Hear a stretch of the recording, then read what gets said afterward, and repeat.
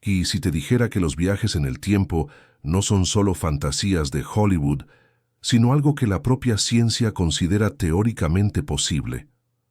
Antes de que cierres este video pensando que es otra historia inventada, déjame contarte algo que quizás no sabías. Albert Einstein, uno de los genios más brillantes de la historia de la humanidad, demostró matemáticamente que el tiempo no es una constante universal. Su teoría de la relatividad especial, publicada en 1905, reveló algo que sacudió los cimientos de la física. El tiempo es flexible, se estira, se comprime, se comporta de manera diferente dependiendo de la velocidad a la que te muevas y de la gravedad que te rodee. Para un astronauta en la Estación Espacial Internacional, el tiempo transcurre ligeramente más lento que para nosotros aquí en la Tierra. Es una diferencia mínima, de fracciones de segundo, pero es real y medible. Ahora imagina esa diferencia amplificada millones de veces. Imagina una tecnología capaz de manipular esas variables. ¿Sería posible entonces saltar entre épocas como quien cambia de canal en la televisión? La comunidad científica sigue debatiendo sobre los límites de lo posible. Los agujeros de gusano, esos hipotéticos túneles en el tejido del espacio-tiempo, podrían en teoría conectar dos puntos distantes del universo, o incluso dos momentos diferentes en la historia. El físico Kip Thorne, ganador del Premio Nobel, ha dedicado décadas a estudiar estas posibilidades, y aunque todavía no tenemos la tecnología para comprobarlo, las matemáticas sugieren que no es imposible. Eso es lo verdaderamente fascinante. No estamos hablando de magia ni de supersticiones. Estamos hablando de física, de ecuaciones, de posibilidades que desafían nuestra comprensión cotidiana del mundo. Pero aquí es donde las cosas se vuelven verdaderamente interesantes. Porque mientras los científicos debaten en sus laboratorios y universidades, existen casos documentados de personas que aparentemente ya han experimentado estos saltos temporales. Casos que han sido investigados por autoridades oficiales, que cuentan con testigos múltiples y que hasta el día de hoy nadie ha podido desmentir de manera convincente. No estoy hablando de leyendas urbanas ni de historias inventadas para conseguir fama. Estoy hablando de incidentes registrados en informes policiales, en archivos gubernamentales, en testimonios de personas respetables que no tenían absolutamente nada que ganar mintiendo. Y eso es exactamente lo que vamos a explorar en este video. 8 historias de supuestos viajeros en el tiempo que comparten una característica extraordinaria. Ninguna de ellas ha sido desmentida. A pesar de las investigaciones, a pesar del escrutinio público, a pesar de los años que han pasado, estos casos siguen sin explicación. Algunos dirán que simplemente no tenemos suficiente información para resolverlos. Otros argumentarán que las autoridades ocultan deliberadamente la verdad. Y unos pocos, quizás los más valientes o los más locos, creen que estos casos son exactamente lo que parecen, evidencia de que los viajes en el tiempo ya son una realidad. Antes de sumergirnos en estas historias extraordinarias, tengo curiosidad por saber algo. El español es un idioma maravilloso que une a más de 500 millones de personas en todo el mundo, desde las costas de España hasta las montañas de los Andes, desde las playas del Caribe hasta las ciudades de Centroamérica. Así que cuéntame en los comentarios, ¿desde qué país estás viendo este video? Me encantaría saber de dónde vienen los buscadores de misterios que forman parte de esta comunidad. Ahora sí, prepárate, porque lo que viene a continuación es absolutamente fascinante. 8º lugar, el misterioso hombre de Tauret, julio de 1954. El aeropuerto internacional de Haneda, en Tokio, Japón, era en aquella época uno de los centros de tránsito más importantes de Asia. Miles de viajeros pasaban por sus puertas cada día, hombres de negocios, turistas, diplomáticos, personas de todas partes del mundo que llegaban a Japón en la era dorada de la aviación comercial. Los oficiales de inmigración estaban acostumbrados a revisar pasaportes de docenas de países diferentes. Era un trabajo rutinario, metódico, casi automático, pero ese día de julio algo rompió por completo esa rutina, algo que los oficiales japoneses jamás olvidarían y que hasta el día de hoy sigue sin explicación. Un hombre de apariencia europea, bien vestido y con modales refinados, se acercó al mostrador de inmigración con la tranquilidad de quien ha realizado ese mismo trámite cientos de veces. Presentó su pasaporte con naturalidad, explicando en un francés fluido que venía en un viaje de negocios. Según su relato, era la tercera vez que visitaba Japón ese mismo año. Tenía reservaciones de hotel confirmadas, una agenda de reuniones programadas y documentos comerciales perfectamente en orden. Todo parecía normal, absolutamente normal, hasta que el oficial de inmigración miró el pasaporte con más atención. El documento parecía auténtico. Tenía sellos de inmigración de varios países europeos, todos con fechas coherentes. La fotografía coincidía perfectamente con el hombre que tenía enfrente. El papel, la tinta, el formato, todo correspondía a los estándares de la época. Pero había un problema que hizo que el oficial llamara inmediatamente a sus superiores. El pasaporte había sido emitido por un país llamado Tauret, y ese país simplemente no existía. El oficial pensó inicialmente que se trataba de un error, quizás una confusión con algún pequeño principado europeo que no conocía. Japón mantenía relaciones diplomáticas con decenas de naciones, y era posible que alguna hubiera escapado a su conocimiento. Pero cuando consultó con sus colegas y revisaron los registros oficiales, la respuesta fue siempre la misma. No había ningún país llamado Tauret. No existía en ningún mapa, en ningún tratado internacional, en ninguna lista diplomática. Era como si el viajero hubiera llegado de un lugar que simplemente no estaba en este mundo. Lo que siguió fue un interrogatorio que duró horas. El hombre fue llevado a una sala privada, donde funcionarios de inmigración, junto con representantes de seguridad del aeropuerto, intentaron descifrar el misterio. Y aquí es donde la historia se vuelve verdaderamente desconcertante. El viajero no mostraba ninguna señal de estar mintiendo o de ser un impostor. Al contrario, parecía genuinamente confundido por las preguntas que le hacían. Para él, Tauret era un país tan real como Francia o Alemania. Cuando le mostraron un mapa del mundo y le pidieron que señalara la ubicación de su nación, el hombre apuntó sin dudar al pequeño principado de Andorra, situado entre España y Francia en los Pirineos, pero insistió con vehemencia en que ese lugar no se llamaba Andorra. Se llamaba Tauret, y había sido así durante más de 1000 años. El hombre habló de la historia de su país, de su cultura, de su sistema político. Describió ciudades, tradiciones, eventos históricos, todo con un nivel de detalle que hubiera sido imposible de inventar en el momento. Los interrogadores quedaron desconcertados. El viajero no parecía un loco ni un estafador. Parecía simplemente alguien que venía de un lugar diferente. Un lugar que para él era completamente real, pero que para el resto del mundo no existía. Las autoridades japonesas decidieron retener al hombre mientras investigaban más a fondo. Le confiscaron sus pertenencias, incluyendo el misterioso pasaporte de Tauret, y lo llevaron a un hotel cercano al aeropuerto. 2 guardias fueron asignados para vigilar la puerta de su habitación durante toda la noche. La habitación estaba en un piso alto, sin balcón, y con una única ventana que daba a una caída de varios pisos. Era imposible escapar sin pasar por la puerta custodiada. Los funcionarios planeaban continuar el interrogatorio al día siguiente, quizás contactar a embajadas europeas para intentar verificar la identidad del extraño viajero. Pero a la mañana siguiente, cuando los guardias abrieron la puerta de la habitación, se encontraron con algo que desafía toda lógica. La habitación estaba completamente vacía. El hombre de Tauret había desaparecido sin dejar rastro. La cama estaba hecha, como si nunca nadie hubiera dormido en ella. La ventana seguía cerrada desde dentro.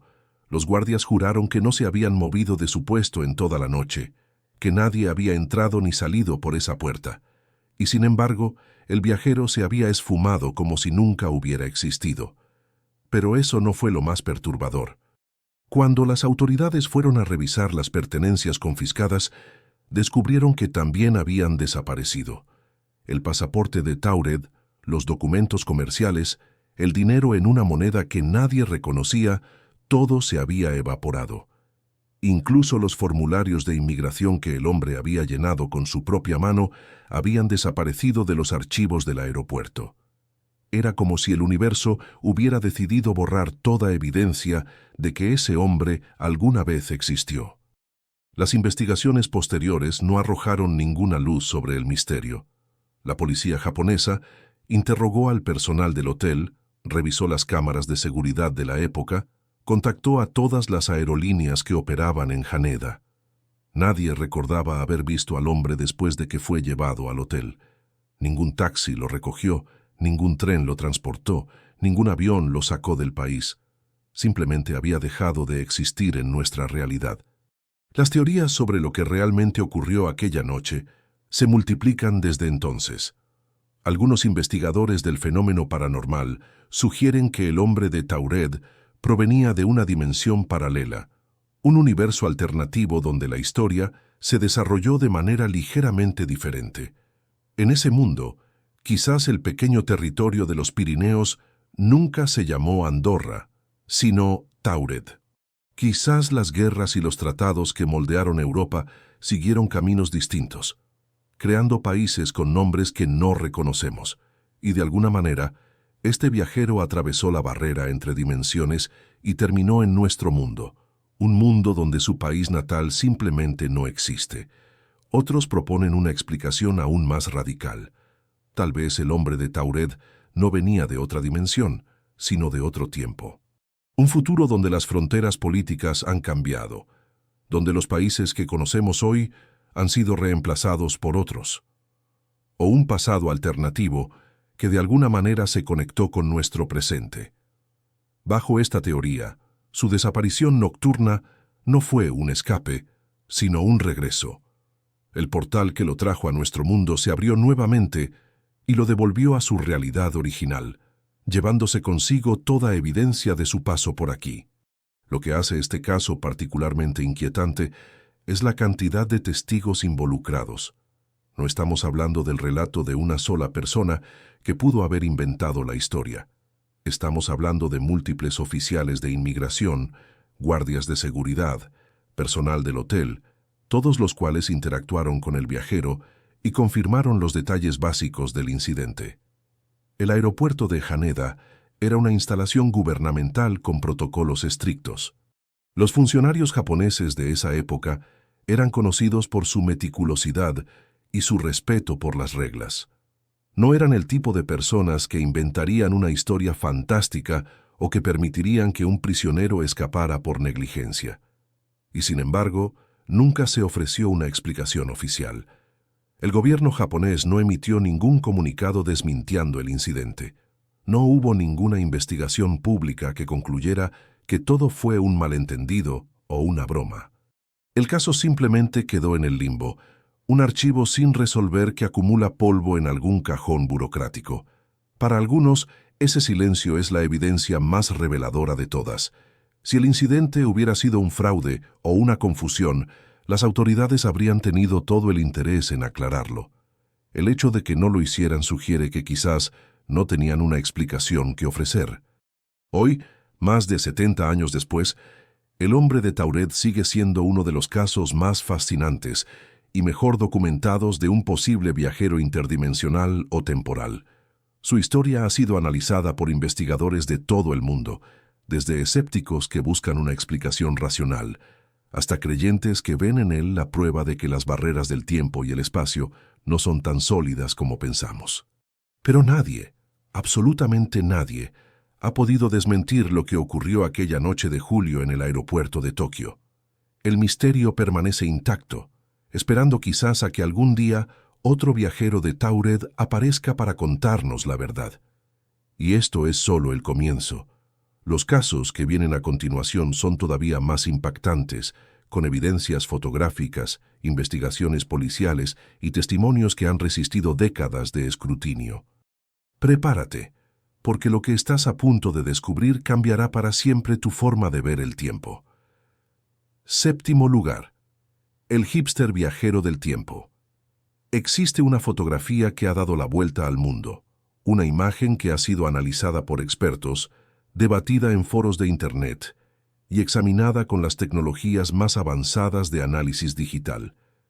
Y a pesar de todo ese escrutinio, nadie ha podido explicar de manera satisfactoria lo que aparece en ella. La fotografía fue tomada en 1941, durante la reapertura del puente South Fork en Goldbridge, una pequeña comunidad en la Columbia Británica de Canadá. Era un evento local importante, el tipo de ocasión que reunía a toda la comunidad para celebrar. La imagen muestra a una multitud de personas vestidas con la moda típica de los años 40. Sombreros de fieltro, abrigos gruesos, camisas abotonadas hasta el cuello. Todo perfectamente normal para la época. Todo excepto un hombre. En medio de esa multitud de rostros en blanco y negro, hay una figura que simplemente no encaja.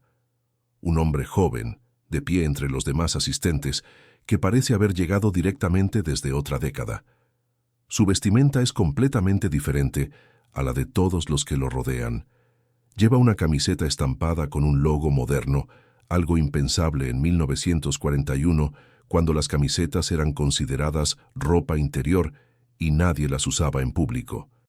Sobre la camiseta, un suéter de punto con un estilo que no se popularizaría hasta muchas décadas después.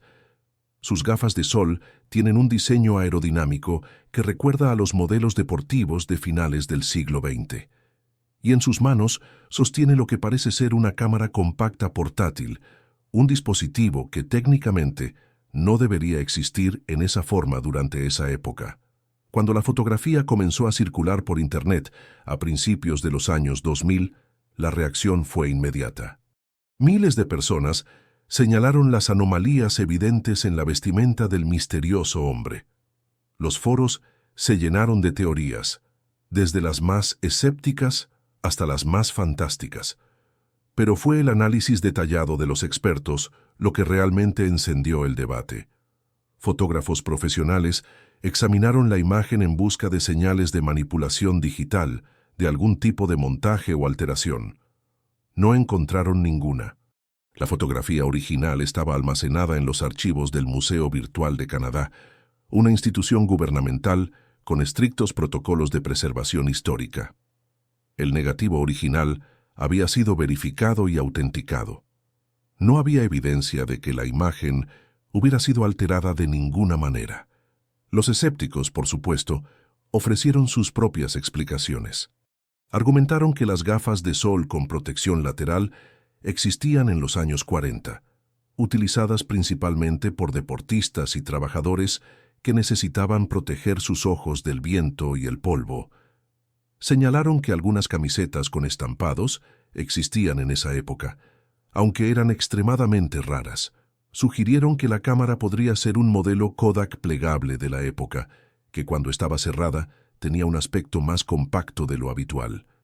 Cada elemento individual, argumentaron, podía tener una explicación mundana. Pero aquí es donde la explicación escéptica comienza a desmoronarse, porque el problema no es cada elemento por separado, sino la combinación de todos ellos en una sola persona. ¿Cuáles son las probabilidades de que un hombre en 1941, en un pequeño pueblo de Canadá, decidiera usar simultáneamente gafas de sol deportivas, una camiseta estampada visible en público, un suéter de estilo moderno y una cámara compacta? Cada una de esas elecciones habría sido extraordinariamente inusual para la época. Juntas, son estadísticamente casi imposibles. Es como si alguien hubiera intentado vestirse con ropa de los años 40, pero no hubiera investigado lo suficiente, cometiendo errores que solo alguien de otra época cometería. Y hay otro detalle que muchos pasan por alto: la actitud del hombre en la fotografía. Mientras todos los demás asistentes miran hacia el puente o hacia la cámara del fotógrafo oficial, este misterioso individuo parece estar observando a la multitud con una expresión casi de curiosidad antropológica, como si él mismo estuviera documentando el evento desde una perspectiva externa, como si fuera un visitante estudiando las costumbres de una época que no es la suya. Su lenguaje corporal es sutilmente diferente al de los demás, más relajado, más casual, más propio de generaciones posteriores que abandonaron la formalidad rígida de los años 40. Si te está gustando este viaje a través de los misterios del tiempo, te invito a que te suscribas al canal y actives la campanita para no perderte ninguna de estas historias fascinantes. Un simple like ayuda enormemente a que más personas descubran estos casos increíbles. Y ahora continuemos con algo aún más perturbador. Sexto lugar. Rudolf Fentz, el hombre atrapado entre siglos. La noche del 14 de junio de 1950, las calles de Manhattan bullían con la energía característica de Nueva York. Times Square, el corazón palpitante de la ciudad que nunca duerme, estaba lleno de personas que caminaban entre los brillantes letreros de neón y los automóviles que circulaban por las avenidas. Era una noche como cualquier otra en la Gran Manzana, hasta que algo inexplicable ocurrió en la intersección de la calle 44 con Broadway. Los testigos describieron lo que vieron con una mezcla de horror y confusión. Un hombre apareció de la nada en medio del tráfico.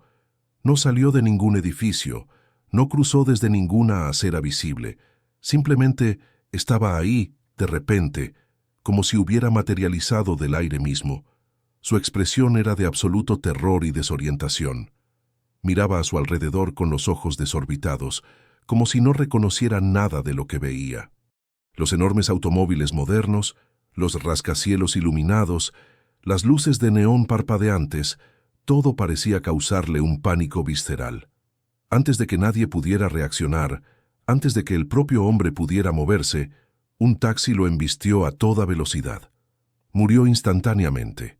Cuando la policía llegó a la escena y comenzó a examinar el cuerpo, el misterio se profundizó de maneras que ninguno de los oficiales podría haber anticipado. El hombre vestía ropas que parecían sacadas de un museo de historia. Un traje de solapas anchas, con un corte que no se había usado en décadas, un sombrero de copa alta pasado de moda, zapatos con botones laterales, un estilo abandonado a principios del siglo XX. Pero lo más extraño era el estado de la ropa. No parecía un disfraz ni una antigüedad recuperada de algún ático. Las prendas estaban en perfecto estado, como si fueran nuevas, como si hubieran sido confeccionadas recientemente, aunque su diseño correspondía a una época de más de 70 años atrás. Los bolsillos del hombre contenían objetos que solo aumentaron la confusión de los investigadores. Había un puñado de monedas de cobre, centavos antiguos fechados en la década de 1870, un recibo de una caballeriza por el cuidado de un caballo y el lavado de un carruaje, con una dirección de una calle que ya no existía en Manhattan. Una carta dirigida a su nombre, fechada en junio de 1876, enviada desde Filadelfia. Y lo más perturbador de todo, $70 en billetes antiguos, en denominaciones y diseños que no se habían impreso en más de medio siglo. El dinero estaba en condiciones impecables, sin las señales de desgaste que tendría cualquier billete guardado durante décadas. El hombre llevaba también tarjetas de presentación que lo identificaban como Rudolf Fentz, con una dirección en la Quinta Avenida. Cuando los detectives visitaron esa dirección, descubrieron que el edificio había sido demolido hacía años para dar paso a un negocio moderno. Nadie en el vecindario recordaba a ninguna familia con ese apellido. Era como si Rudolf Fentz hubiera existido en algún momento del pasado, pero hubiera sido completamente borrado del presente. El caso fue asignado al capitán Hubert Rimm, un detective veterano del Departamento de Policía de Nueva York, conocido por su meticulosidad. Rimm se obsesionó con el misterio. Dedicó semanas a rastrear cualquier pista que pudiera explicar la identidad y el origen del extraño fallecido. Sus investigaciones lo llevaron por caminos cada vez más inexplicables. En los registros de personas desaparecidas, encontró una entrada que le heló la sangre. En 1876, exactamente 74 años antes, un hombre llamado Rudolf Fentz había desaparecido sin dejar rastro en las cercanías de Times Square. Tenía 29 años en el momento de su desaparición. La descripción física coincidía perfectamente con el hombre atropellado. Rimm profundizó aún más. Localizó registros de la familia Fentz y descubrió que Rudolf había tenido un hijo que llevaba su mismo nombre. Ese hijo había muerto en 1945, pero su viuda aún vivía. Cuando el detective la contactó, la anciana le contó una historia que había escuchado toda su vida. Su suegro, el Rudolf Fentz original, había salido una noche de 1876 a dar un paseo vespertino y nunca regresó. La familia lo buscó durante meses sin éxito. Eventualmente lo dieron por muerto, aunque su cuerpo nunca fue encontrado. La señora Fentz describió la vestimenta que su suegro supuestamente usaba la noche de su desaparición. Coincidía exactamente con la ropa que llevaba el hombre atropellado en 1950. Las implicaciones eran imposibles de procesar. Si los documentos y el testimonio eran correctos, entonces Rudolf Fentz había desaparecido en 1876, caminando por las calles del viejo Manhattan victoriano. Y de alguna manera, 74 años después, había reaparecido exactamente en el mismo lugar sin haber envejecido un solo día, solo para ser atropellado segundos después de su llegada. Para él, quizás habían pasado solo unos momentos. Un instante estaba caminando por las calles empedradas del siglo XIX, rodeado de carruajes tirados por caballos y faroles de gas. Al siguiente, estaba en medio de un infierno de metal y luces que su mente del siglo XIX no podía comprender. El capitán Rym nunca pudo resolver el caso. A pesar de sus esfuerzos, no encontró ninguna explicación racional para lo que había ocurrido. El expediente fue eventualmente archivado como no resuelto. Uno más, entre los miles de misterios que la ciudad de Nueva York acumula cada año. Pero Rym nunca olvidó a Rudolf Fentz. Según algunos relatos, el detective siguió investigando el caso por su cuenta durante años, incluso después de su retiro, buscando respuestas que nunca llegaron. Lo que hace este caso particularmente convincente es la cantidad de evidencia física involucrada. No estamos hablando solo de un testimonio o una historia contada de segunda mano. Había un cuerpo real, examinado por médicos forenses. Había objetos tangibles, monedas y billetes que podían ser fechados y verificados. Había registros policiales, tanto del incidente de 1950 como de la desaparición original en 1876. Había un testimonio de un familiar directo que corroboraba detalles específicos. Toda esta evidencia fue recopilada y documentada por profesionales cuyo trabajo era precisamente separar los hechos de la ficción. Algunos escépticos han señalado que la historia de Rudolf Fentz guarda similitudes con un cuento de ciencia ficción publicado años después del supuesto incidente. Argumentan que quizás la historia fue inventada o embellecida basándose en esa ficción, pero los defensores del caso señalan que los registros policiales originales anteceden a la publicación del cuento. Además, ¿por qué un departamento de policía inventaría una historia tan elaborada? ¿Qué ganarían con ello? El escepticismo es saludable, pero en este caso parece requerir más fe que la propia explicación paranormal. La pregunta que queda flotando en el aire es perturbadora en su simplicidad. Si Rudolf Fentz realmente viajó en el tiempo, ¿fue un accidente o algo deliberado? ¿Tropezó con algún fenómeno natural, alguna grieta en el tejido del tiempo que lo transportó instantáneamente al futuro? ¿O fue víctima de algo más, algún experimento o fuerza que lo arrancó de su época sin su consentimiento? Y quizás la pregunta más inquietante de todas: ¿cuántas otras personas a lo largo de la historia han desaparecido de la misma manera, transportadas a épocas donde nadie las conoce, donde no tienen identidad ni lugar, condenadas a vagar como fantasmas fuera de su tiempo? El caso de Rudolf Fentz permanece oficialmente sin resolver. El Departamento de Policía de Nueva York nunca emitió una explicación definitiva. Ninguna investigación posterior ha podido desmentir los hechos básicos del incidente. Y mientras tanto, en algún archivo polvoriento de Manhattan, quizás todavía existen los objetos que Fentz llevaba consigo esa noche: monedas de un siglo pasado, billetes que ya no existen, y una carta que viajó 74 años hacia el futuro en el bolsillo de un hombre que nunca debería haber estado allí. Quinto lugar. El experimento Filadelfia. Octubre de 1943. El mundo estaba sumido en la Segunda Guerra Mundial, el conflicto más devastador que la humanidad había presenciado jamás. Los nazis dominaban Europa, los japoneses controlaban el Pacífico y Estados Unidos buscaba desesperadamente cualquier ventaja tecnológica que pudiera cambiar el curso de la guerra. En ese contexto de urgencia absoluta, los militares estadounidenses estaban dispuestos a explorar ideas que en tiempos de paz habrían sido descartadas como locuras. Y fue precisamente esa desesperación la que supuestamente dio origen a uno de los experimentos más controvertidos y aterradores de la historia militar. El USS Eldridge era un destructor de escolta de la Armada de los Estados Unidos, un buque de guerra aparentemente común asignado a misiones de protección de convoyes en el Atlántico. Pero según múltiples testimonios que surgieron años después, el Eldridge fue seleccionado para algo mucho más extraordinario. Un experimento secreto conocido internamente como Proyecto Arcoíris, diseñado originalmente para hacer que los buques de guerra fueran invisibles al radar enemigo. La tecnología radar era relativamente nueva en esa época, y quien pudiera neutralizarla tendría una ventaja decisiva en el mar.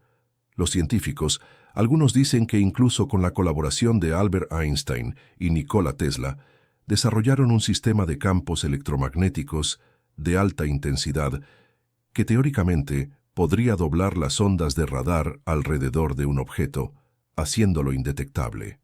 Lo que ocurrió el 28 de octubre de 1943 en el astillero naval de Filadelfia supuestamente superó todas las expectativas y temores.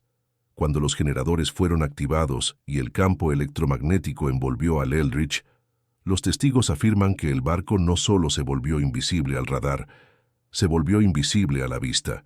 Una niebla verdosa envolvió el casco del destructor y en cuestión de segundos, el buque de más de 100 metros de largo simplemente desapareció. No se hundió, no se alejó navegando. Se desvaneció del puerto de Filadelfia como si nunca hubiera existido. Pero la historia no termina ahí. En ese mismo momento, a más de 300 kilómetros de distancia, trabajadores portuarios en Norfolk, Virginia, reportaron haber visto algo imposible. Un destructor de la Armada apareció de la nada en la bahía, permaneció visible durante varios minutos y luego desapareció tan misteriosamente como había llegado. Las descripciones del buque coincidían exactamente con el USS Eldridge. De alguna manera, el experimento no solo había hecho invisible al barco, lo había teletransportado instantáneamente a otra ubicación y luego lo había devuelto a Filadelfia. Los científicos celebraron inicialmente lo que parecía un avance revolucionario, pero cuando abordaron el Eldridge para examinar a la tripulación, el horror de lo que habían desatado se hizo evidente. Los marineros estaban en estados que desafiaban toda comprensión médica. Algunos habían quedado fusionados con la estructura metálica del barco, sus cuerpos literalmente incrustados en las paredes de acero, como si la materia sólida se hubiera vuelto líquida y luego solidificado nuevamente con ellos dentro. Otros ardían con un fuego invisible que no podía ser extinguido, llamas que no producían calor perceptible, pero que consumían lentamente a sus víctimas. Varios marineros simplemente habían desaparecido, sin dejar rastro alguno. Y los que sobrevivieron físicamente intactos sufrían de algo quizás peor, una condición que los testigos llamaron estar atrapado en el flujo. Estos desafortunados marineros experimentaban lapsos temporales involuntarios. Sin previo aviso, comenzaban a desvanecerse, volviéndose parcialmente transparentes como fantasmas. A veces desaparecían por completo durante minutos u horas, solo para reaparecer desorientados y aterrados. Algunos reportaban haber experimentado visiones de otros tiempos y lugares durante estos episodios. Otros simplemente perdían la conciencia y despertaban sin recordar nada. La condición era permanente e incurable.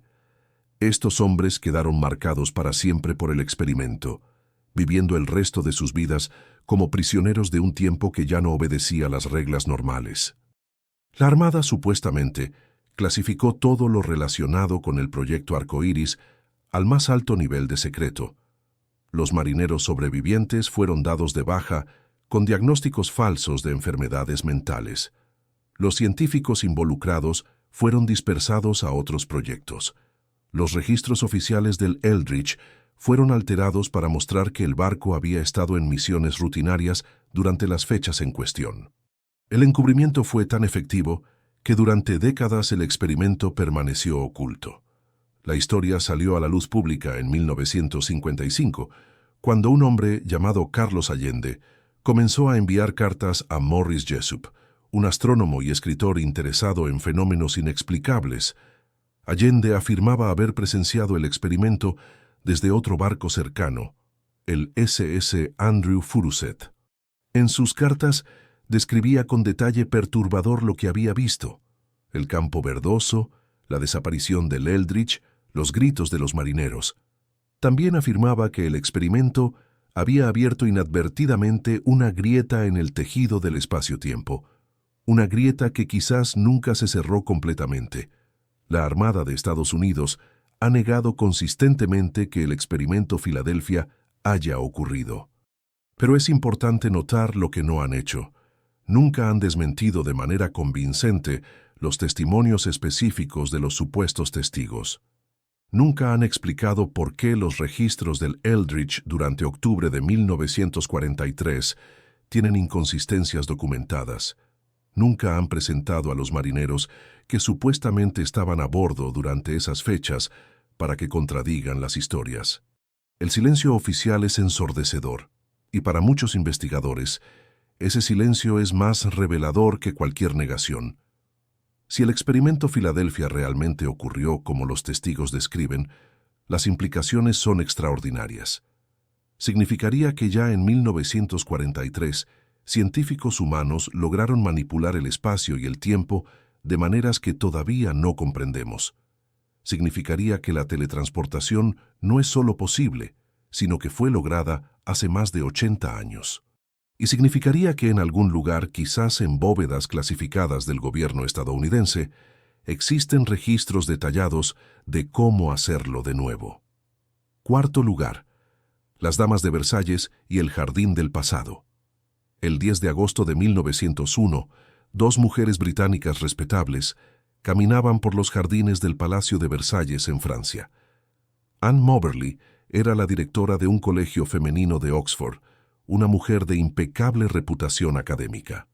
Eleanor Jourdain era su asistente, igualmente educada y respetada. Ninguna de las dos tenía el menor interés en lo paranormal o lo sobrenatural. Eran mujeres de ciencia y razón, productos de la era victoriana tardía que valoraba la lógica por encima de la superstición. Lo que experimentaron esa tarde desafiaría todo lo que creían saber sobre la realidad. Las dos mujeres habían decidido visitar el Petit Trianon, el pequeño palacio dentro de los terrenos de Versalles que había sido el refugio favorito de María Antonieta. Mientras caminaban por los senderos del jardín, ambas comenzaron a sentir simultáneamente una extraña opresión, como si el aire mismo se hubiera vuelto pesado. Los colores del paisaje parecían desvanecerse, adquiriendo una cualidad plana y bidimensional, como un cuadro antiguo. Anne describiría más tarde la sensación como caminar dentro de un sueño. Pronto comenzaron a encontrar personas que les resultaban extrañas. Un hombre vestido con ropas del siglo XVIII las observó desde un puente con una expresión de profunda melancolía. Dos hombres con uniformes que parecían de otra época les dieron direcciones en un francés arcaico. Una mujer sentada en el jardín, dibujando, llevaba un vestido y un peinado que correspondían perfectamente a la moda de la corte de Luis XVI. Ninguno de estos encuentros alarmó a las mujeres en el momento. Fue solo después, cuando compararon sus experiencias, que se dieron cuenta de que ambas habían visto exactamente a las mismas personas. Lo que hace este caso extraordinario es lo que ocurrió en los años siguientes. Moberly y Jourdain dedicaron una década a investigar meticulosamente su experiencia. Consultaron archivos históricos, mapas antiguos, registros de la corte francesa, y descubrieron algo que las dejó heladas. Los detalles específicos que habían observado, detalles que no conocían previamente ni tenían forma de conocer, eran históricamente precisos para el año 1792, más de un siglo antes de su visita. El puente donde vieron al hombre melancólico había existido en 1792, pero fue demolido décadas antes de 1901. Los uniformes de los hombres correspondían exactamente a los guardias suizos de María Antonieta. La mujer dibujando coincidía con descripciones contemporáneas de la propia reina, quien era conocida por pasar horas dibujando en esos jardines. Incluso el camino que las mujeres habían tomado, un sendero que ya no existía en 1901, aparecía en mapas del siglo XVIII, exactamente donde ellas lo habían recorrido. Moberly y Jourdain publicaron sus hallazgos en 1911 bajo el título An Adventure, utilizando seudónimos para proteger sus reputaciones académicas. El libro causó sensación y controversia a partes iguales. Los escépticos las acusaron de invención, de confusión, de histeria femenina, un término despectivo común en esa época para desacreditar a las mujeres. Pero las acusaciones nunca lograron explicar cómo dos mujeres sin conocimientos especializados de historia francesa del siglo XVIII habían descrito con tal precisión detalles que solo existían en archivos oscuros que ni siquiera habían consultado antes de su experiencia. Investigaciones posteriores han añadido más misterio al caso. En los archivos de Versalles se encontraron registros de que el 10 de agosto era una fecha significativa en la historia del palacio. El 10 de agosto de 1792, exactamente 109 años antes de la visita de las mujeres, las turbas revolucionarias habían asaltado las Tullerías y capturado a la familia real. María Antonieta nunca regresó a su amado Petit Trianon después de ese día. Si las mujeres realmente viajaron en el tiempo, lo hicieron a uno de los últimos días de paz que la reina conoció en ese jardín. ¿Fue la experiencia de Moberly y Jourdain un viaje real al pasado? ¿O accedieron de alguna manera a una especie de grabación del tiempo, un eco de eventos tan emocionalmente intensos que quedaron impresos en el lugar mismo? Algunas teorías sugieren que ciertos lugares pueden actuar como contenedores de memoria temporal, especialmente cuando fueron escenario de eventos de gran significado emocional. Bajo esta hipótesis, las mujeres no viajaron físicamente a 1792, sino que de alguna manera sintonizaron con las impresiones que ese momento había dejado en el tejido del espacio-tiempo. Lo que permanece indiscutible es esto: dos mujeres educadas, racionales y sin motivo para mentir, describieron independientemente la misma experiencia imposible. Los detalles que proporcionaron fueron verificados como históricamente precisos décadas después de su visita. Ninguna explicación convencional ha logrado resolver todas las anomalías del caso, y el misterio de las damas de Versalles sigue siendo, más de un siglo después, uno de los casos mejor documentados de un posible deslizamiento temporal involuntario. Tercer lugar, John Titor, el soldado del futuro. El 2 de noviembre del año 2000, un mensaje apareció en un oscuro foro de Internet dedicado a discusiones sobre viajes en el tiempo. El autor se identificaba simplemente como Time Travel Zero. En los meses siguientes, este misterioso usuario revelaría gradualmente su supuesta identidad. Un soldado estadounidense llamado John Titor, nacido en 1998, que había viajado desde el año 2036 con una misión específica. Lo que siguió se convertiría en el caso de supuesto viajero temporal más documentado, analizado y debatido en la historia de Internet. Titor no se comportaba como los típicos charlatanes que buscaban atención en los foros de la época. No hacía predicciones sensacionalistas sobre celebridades ni prometía revelar números de lotería. En cambio, respondía pacientemente a las preguntas de los usuarios con un nivel de detalle técnico y consistencia interna que impresionó incluso a los más escépticos. Describía el futuro de donde venía con una mezcla de precisión científica y melancolía personal que resultaba extraordinariamente convincente. Según Titor, El mundo que él conocía había sido devastado por una guerra civil estadounidense que comenzó en 2004 y escaló hasta convertirse en un conflicto nuclear global en 2015. Las grandes ciudades habían sido destruidas. El gobierno federal se había fragmentado en 5 regiones autónomas. La población mundial se había reducido drásticamente. Los sobrevivientes vivían en comunidades rurales más pequeñas y autosuficientes, habiendo aprendido por las malas que la centralización y la dependencia tecnológica eran vulnerabilidades fatales. Era un futuro oscuro, pero Titor no lo describía con desesperación. Para él, la guerra había sido una especie de reinicio necesario, una purga dolorosa que había eliminado la corrupción y la decadencia de la sociedad anterior.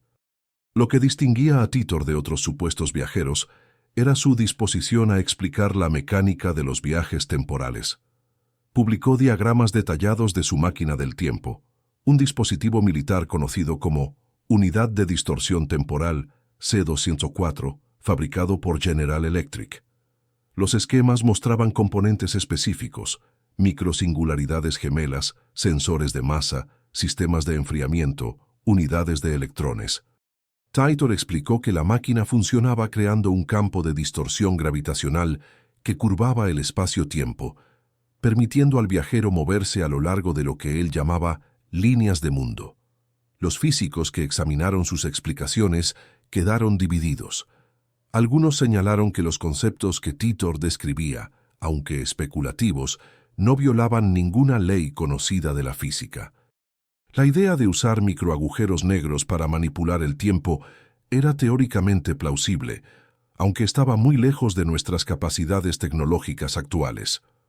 Otros notaron que Titor utilizaba terminología que no era común en el año 2000, pero que se volvería estándar en discusiones de física teórica años después. ¿Cómo podía un supuesto impostor conocer términos que aún no se habían popularizado? Titor también explicó por qué los viajes temporales no creaban las paradojas que vemos en las películas de ciencia ficción. Según él, cada viaje al pasado creaba una divergencia, una nueva línea temporal ligeramente diferente de la original.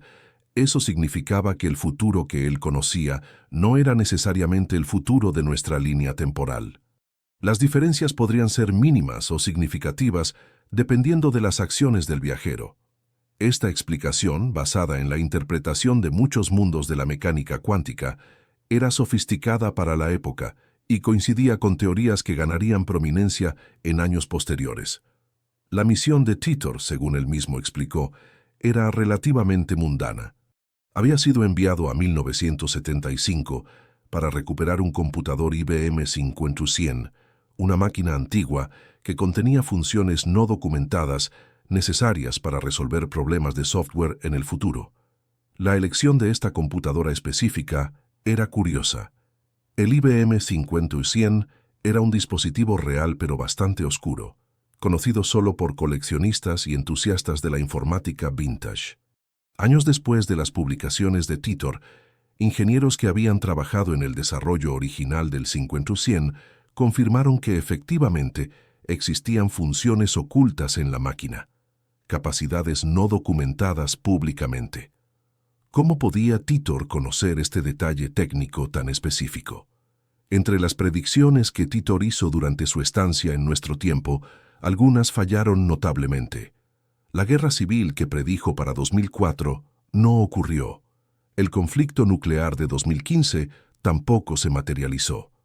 Los escépticos señalan estos fallos como prueba definitiva de que era un fraude. Pero los defensores del caso argumentan que el propio Titor explicó que su presencia en nuestra línea temporal podría causar divergencias. Además, advirtió repetidamente que sus predicciones tenían un margen de error debido a las diferencias entre líneas temporales. Más intrigantes son las predicciones que sí parecieron cumplirse, al menos parcialmente. Titor habló de una creciente división política en Estados Unidos que eventualmente llevaría a conflictos civiles. Describió una sociedad donde la confianza en el gobierno y las instituciones se había erosionado completamente. Mencionó problemas con la vigilancia masiva y la pérdida de privacidad. predijo que la enfermedad de las vacas locas tendría un impacto mayor del que se reconocía oficialmente. Habló de inestabilidad en Oriente Medio, que involucraría a Estados Unidos en conflictos prolongados. Visto desde la perspectiva actual, muchas de estas observaciones resultan inquietantemente prescientes. Titor dejó de publicar en marzo de 2001, anunciando que regresaría a su tiempo. Nunca más se supo de él. Los intentos de rastrear su identidad real han fracasado. Algunas investigaciones sugirieron que podría ser un abogado de Florida llamado Larry Haber, actuando en nombre de su hermano John. Pero ninguna prueba concluyente ha confirmado esta teoría. El misterio de quién era realmente John Titor permanece sin resolver. Lo que hace este caso tan fascinante no es solo el contenido de las publicaciones, sino su coherencia interna a lo largo de cientos de mensajes durante varios meses. Si fue un engaño, fue uno extraordinariamente elaborado, ejecutado por alguien con conocimientos avanzados de física, informática, historia militar y teoría del tiempo. Y si fue real, entonces, en algún momento, entre 2000 y 2001, un soldado de un futuro devastado caminó entre nosotros, advirtiendo sobre lo que estaba por venir. Segundo lugar, el vuelo del mariscal Goddard hacia el futuro. Sir Victor Goddard era un hombre de credenciales impecables, mariscal del aire de la Real Fuerza Aérea Británica, veterano de 2 guerras mundiales, comandante respetado y caballero del reino. No era el tipo de persona que inventaba historias fantásticas ni que buscaba publicidad sensacionalista. Por eso, cuando en 1935 reportó una experiencia que desafiaba toda explicación racional, incluso los escépticos más duros tuvieron que prestar atención. En ese año, Goddard era un oficial de alto rango asignado a inspeccionar bases aéreas en Escocia. Durante uno de estos vuelos de inspección, pasó sobre el aeródromo de Drem, una instalación que había sido abandonada años atrás y que se encontraba en estado de deterioro. Goddard observó desde su cabina lo que esperaba ver: hangares vacíos y descuidados, pistas cubiertas de maleza, ganado pastando donde antes despegaban aviones.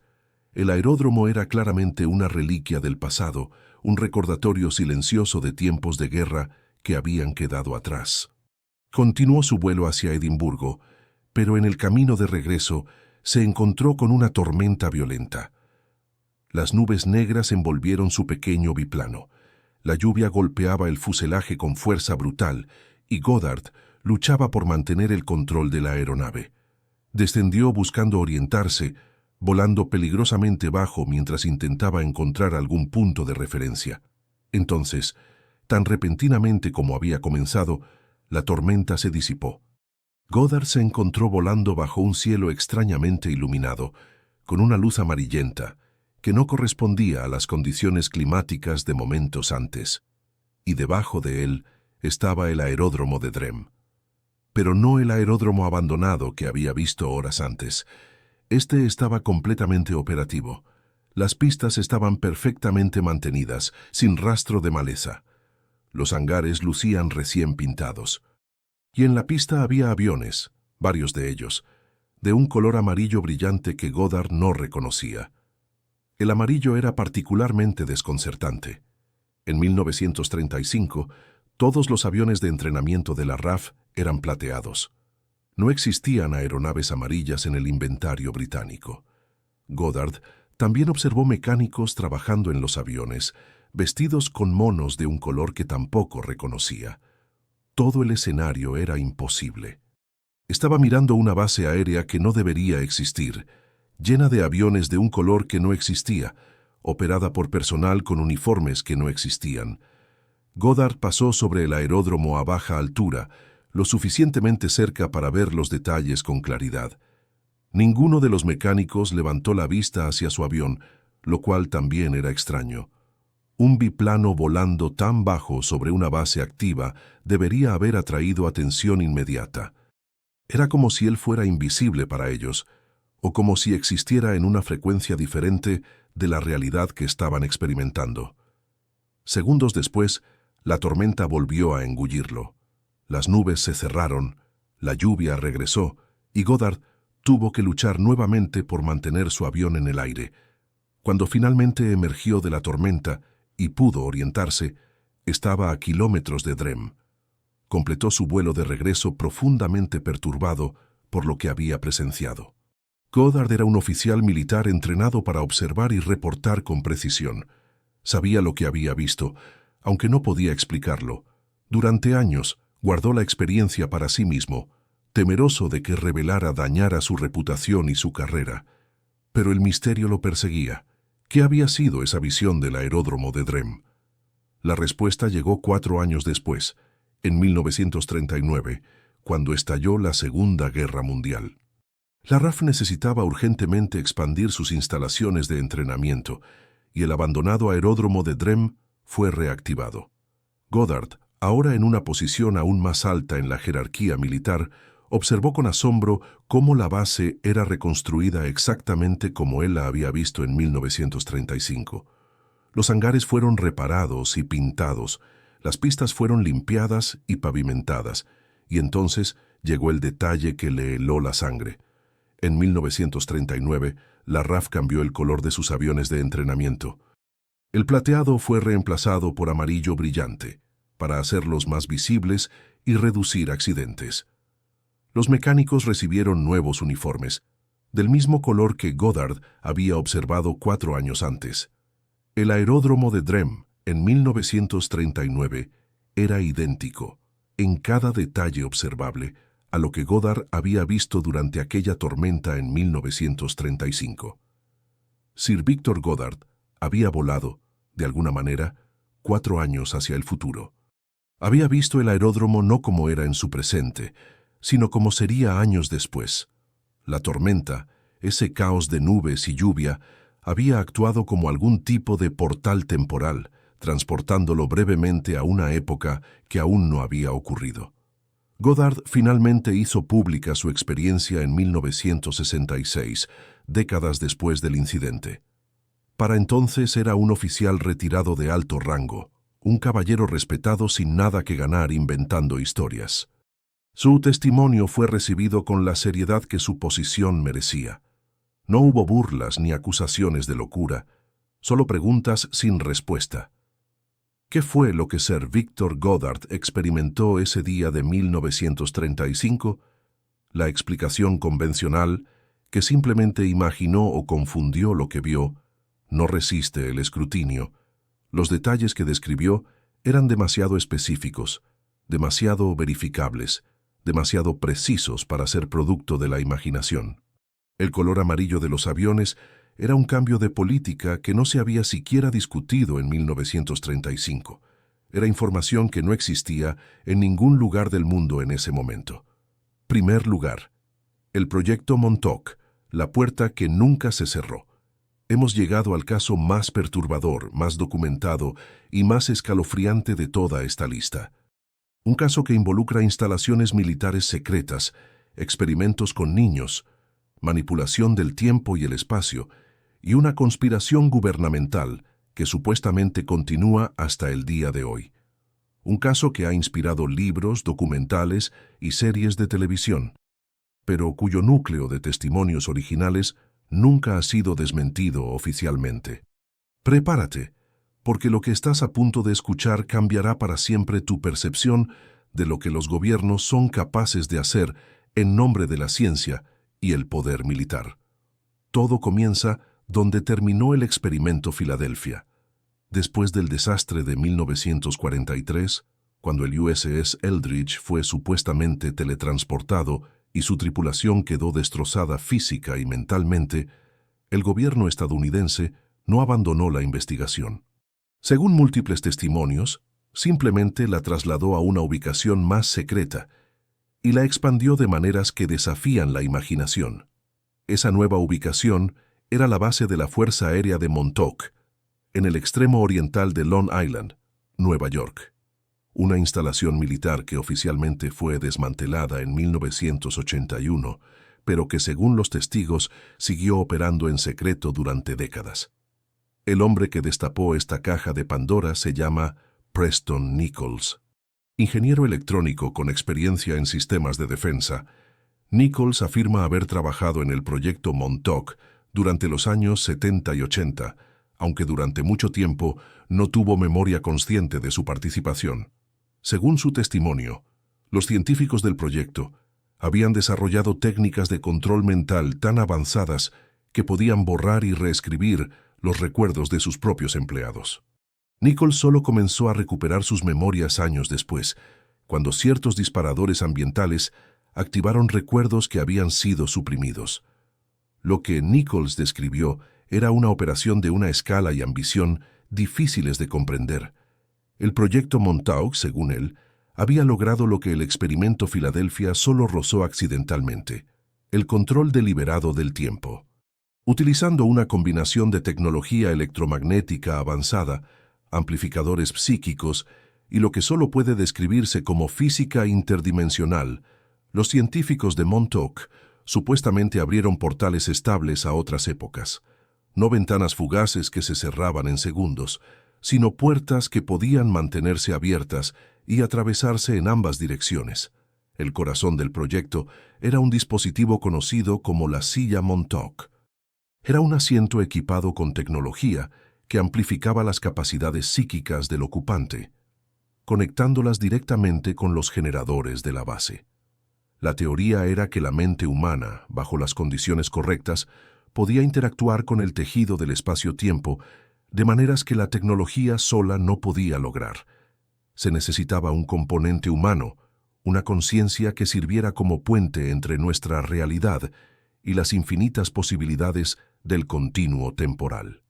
Aquí es donde la historia se vuelve verdaderamente perturbadora. Los sujetos ideales para la silla Montauk eran niños. Específicamente, niños con capacidades psíquicas latentes, reclutados de orfanatos, familias pobres y situaciones vulnerables donde su desaparición no generaría demasiadas preguntas. Estos niños, algunos de apenas 10 años, eran sometidos a programas de condicionamiento brutal diseñados para despertar y amplificar sus habilidades mentales. Los que sobrevivían el entrenamiento eran conectados a la silla y utilizados como catalizadores para abrir los portales temporales. Uno de los testigos más importantes del proyecto es Al Bielek, quien afirma haber sido parte de la tripulación original del USS Eldridge en 1943. Según Bielek, él y su hermano saltaron por la borda del destructor durante el experimento original y, en lugar de caer al agua del puerto de Filadelfia, atravesaron un portal temporal y aterrizaron en Montauk en 1983. Los científicos del futuro los estaban esperando. Aparentemente, el experimento Filadelfia y el proyecto Montauk estaban conectados a través del tiempo, dos puntos de una misma operación separados por 40 años, pero unidos por los portales que ambos habían creado. Bielek describió instalaciones subterráneas masivas debajo de la base de Montauk, niveles tras niveles de laboratorios, salas de contención y cámaras de experimentación que se extendían profundamente bajo la superficie. Habló de encuentros con seres que no parecían completamente humanos, entidades que habían llegado a través de los portales desde lugares o tiempos desconocidos. Describió experimentos donde sujetos eran enviados al pasado y al futuro, algunos regresando con información valiosa, otros regresando enloquecidos y muchos sin regresar jamás. La escala de lo que supuestamente ocurrió en Montauk es difícil de procesar. Los testimonios hablan de cientos de niños utilizados como sujetos de prueba a lo largo de los años. Hablan de viajeros temporales enviados a momentos clave de la historia para observar o incluso influir en eventos. Hablan de contacto con inteligencias no humanas que ofrecieron tecnología a cambio de acceso a nuestro mundo. Hablan de realidades alternativas exploradas y catalogadas. Si incluso una fracción de estos testimonios es verdad, entonces Montauk representa el mayor secreto en la historia de la humanidad. Los escépticos señalan, con razón, que no existe evidencia física verificable de estas afirmaciones. Los documentos clasificados que supuestamente probarían todo permanecen ocultos, si es que existen. Los niños que fueron utilizados como sujetos nunca han sido identificados públicamente. Las instalaciones subterráneas nunca han sido fotografiadas por fuentes independientes. Todo lo que tenemos son testimonios, memorias recuperadas y conexiones circunstanciales. Pero hay elementos del caso que resisten el escrutinio escéptico. La base de Montauk existió realmente y albergó el radar Sage, uno de los sistemas de defensa más avanzados de la Guerra Fría. Los registros oficiales de la base tienen lagunas inexplicables, períodos donde la documentación simplemente desaparece. Residentes locales de Long Island han reportado durante décadas fenómenos extraños en las cercanías: luces inexplicables, zumbidos subterráneos, avistamientos de vehículos militares en una base supuestamente abandonada. Y varios de los testigos del proyecto no se conocían entre sí antes de hacer públicas sus historias, pero sus relatos coinciden en detalles específicos que serían difíciles de coordinar. También está el caso de Stuart Swerdlow, otro supuesto superviviente del proyecto que ha hablado extensamente sobre sus experiencias.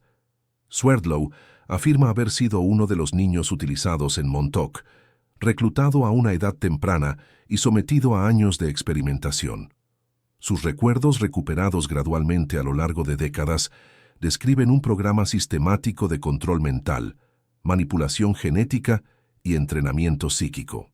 Habla de ser enviado a través de portales temporales a épocas antiguas y futuras, de encontrarse con versiones alternativas de la realidad, de presenciar tecnologías que harían parecer primitiva nuestra ciencia más avanzada. Lo que hace que los testimonios de Montauk sean tan difíciles de descartar es su consistencia interna y su conexión con otros casos documentados. El proyecto supuestamente utilizaba tecnología derivada del experimento Filadelfia, creando una línea directa entre ambos incidentes. Los fenómenos descritos, teletransportación, viajes temporales, efectos secundarios físicos y mentales en los sujetos, coinciden con otros reportes de experimentos militares secretos de la época, y la ubicación en Long Island tenía sentido estratégico, cerca de importantes centros de investigación, pero lo suficientemente aislada para mantener el secreto. El legado cultural de Montauk es innegable. La serie Stranger Things, uno de los fenómenos televisivos más grandes de la última década, está directamente inspirada en estos testimonios. Los creadores han reconocido públicamente que las historias del proyecto Montauk fueron su punto de partida. La serie incluso iba a llamarse originalmente Montauk antes de que el nombre fuera cambiado. Millones de personas en todo el mundo han consumido una versión ficticia de estos eventos sin saber que están basados en testimonios reales de personas que afirman haber vivido estas experiencias. ¿Es el proyecto Montauk la mayor conspiración jamás perpetrada por un gobierno? ¿O es simplemente una elaborada mitología moderna, construida sobre fragmentos de verdad mezclados con fantasía y memorias falsas? Lo que es indiscutible es esto: ninguna autoridad gubernamental ha ofrecido jamás una refutación detallada de los testimonios. La base de Montauk permanece cerrada al público, rodeada de cercas y vigilancia, décadas después de su supuesto abandono. Los testigos principales han mantenido sus historias durante años, enfrentando ridículo y ostracismo, sin obtener ningún beneficio evidente de sus afirmaciones. Si Montauk fue real, entonces en algún lugar del tiempo existen puertas que fueron abiertas y quizás nunca cerradas completamente, portales a través de los cuales cualquier cosa podría entrar o salir, grietas en la realidad creadas por científicos que jugaron con fuerzas más allá de su comprensión. Y niños, cientos de ellos cuyas vidas fueron sacrificadas en el altar del conocimiento prohibido, cuyos nombres nunca conoceremos, cuyo sufrimiento quedó enterrado bajo capas de clasificación y negación. ¿Es el proyecto Montauk real? Esa es una pregunta que cada uno debe responder por sí mismo. Pero considera esto mientras decides: los testimonios existen, los testigos persisten. Y el silencio oficial continúa, décadas después, tan impenetrable como los muros de esa base abandonada en el extremo de Long Island. Hemos recorrido juntos un camino extraordinario. 8 historias que abarcan más de un siglo de testimonios, evidencias y misterios sin resolver. Desde el hombre de Tauret que apareció con un pasaporte de un país inexistente hasta las profundidades del proyecto Montauk, donde supuestamente se abrieron puertas al tiempo mismo. Cada caso es único en sus detalles, pero cuando los observamos en conjunto, emerge un patrón inquietante que es imposible ignorar. Piénsalo por un momento. Ninguno de estos casos ha sido desmentido de manera oficial y convincente. El gobierno japonés nunca explicó qué ocurrió con el viajero de Tauret ni cómo desapareció de una habitación vigilada. La policía de Nueva York nunca cerró satisfactoriamente el expediente de Rudolph Fentz. La Marina de Estados Unidos sigue sin ofrecer una explicación completa sobre lo que realmente sucedió con el USS Eldridge en octubre de 1943. Las autoridades británicas nunca refutaron los detalles históricamente precisos que las damas de Versalles describieron sobre un tiempo que no deberían haber podido conocer. La identidad de John Titor permanece como un enigma 2 décadas después de sus publicaciones. Y Sir Victor Goddard, un oficial militar de la más alta reputación, llevó su testimonio hasta la tumba sin que nadie pudiera explicar cómo vio un futuro que aún no había ocurrido. Este silencio oficial es, en sí mismo, extraordinario. Vivimos en una era donde los gobiernos y las instituciones se apresuran a desmentir cualquier cosa que pueda parecer paranormal o inexplicable. Existen departamentos enteros dedicados a debunking, a desacreditar afirmaciones extraordinarias y tranquilizar al público con explicaciones racionales.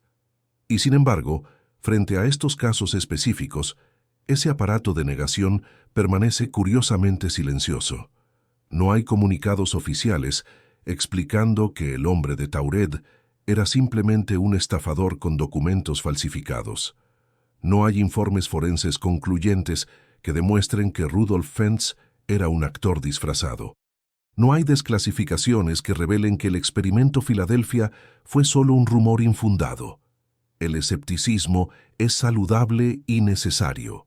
Debemos cuestionar las afirmaciones extraordinarias y exigir evidencias extraordinarias. Pero el escepticismo genuino también debe aplicarse en ambas direcciones. Debemos preguntarnos por qué, si estos casos son tan fácilmente explicables, las autoridades no han proporcionado esas explicaciones. Debemos cuestionar por qué los archivos relacionados con estos incidentes permanecen clasificados o simplemente han desaparecido. Debemos considerar la posibilidad de que el silencio no sea negligencia, sino política deliberada. Hay otro patrón que emerge de estos casos: la presencia de testigos múltiples e independientes. El hombre de Tauret fue visto por docenas de funcionarios de inmigración y personal del aeropuerto. El experimento Filadelfia cuenta con testimonios de marineros, trabajadores portuarios y observadores civiles que no se conocían entre sí. Las damas de Versalles eran 2 mujeres que experimentaron el mismo fenómeno simultáneamente y cuyos relatos coincidían en detalles específicos. Los testigos del proyecto Montauk provienen de diferentes épocas y contextos, pero describen las mismas instalaciones, los mismos procedimientos, las mismas tecnologías. En cualquier tribunal de justicia, el testimonio coincidente de múltiples testigos independientes se considera evidencia poderosa. Si varias personas que no se conocen describen el mismo evento de la misma manera, la probabilidad de que todas estén mintiendo o alucinando colectivamente disminuye dramáticamente. Y sin embargo, cuando se trata de fenómenos que desafían nuestra comprensión convencional del tiempo, descartamos estos testimonios como fantasías o engaños. ¿Es eso realmente escepticismo racional o es simplemente negación emocional disfrazada de pensamiento crítico? Consideremos también la evidencia física que acompaña a varios de estos casos. Rudolph Fentz llevaba monedas, billetes y documentos del siglo XIX en condiciones que no correspondían a objetos guardados durante décadas. El hipster de la fotografía de 1941 viste ropas y accesorios que pueden ser examinados en la imagen original, preservada en archivos oficiales. John Titor publicó diagramas técnicos de su supuesta máquina del tiempo que han resistido el escrutinio de físicos profesionales. Sir Victor Goddard describió aviones de un color que no existía en 1935, pero que se convirtió en estándar 4 años después. Estos no son simplemente relatos orales que pueden distorsionarse con el tiempo. Son evidencias tangibles que pueden ser analizadas, verificadas y comparadas con registros históricos. La pregunta que debemos hacernos no es si todos estos casos son reales. Es estadísticamente improbable que cada uno de ellos sea exactamente lo que parece. Algunos podrían tener explicaciones mundanas que simplemente no hemos descubierto. Otros podrían ser elaborados engaños perpetrados por razones que no comprendemos. La verdad raramente es absoluta, y el misterio a menudo se encuentra en los matices entre lo conocido y lo desconocido. La pregunta real es esta: ¿qué significaría si incluso uno solo de estos casos fuera genuino? Si tan solo una de estas historias representara un viaje real a través del tiempo, las implicaciones serían monumentales.